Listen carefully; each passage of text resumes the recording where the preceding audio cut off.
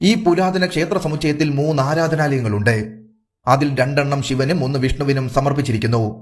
2 ദൈവങ്ങളും ഒരേ മേൽക്കൂരയിലുള്ളത് അന്നത്തെ കാലത്ത് അത്ര സാധാരണമായിരുന്നില്ല എന്നതും ഈ ക്ഷേത്രത്തെ വ്യത്യസ്തമാക്കുന്നു.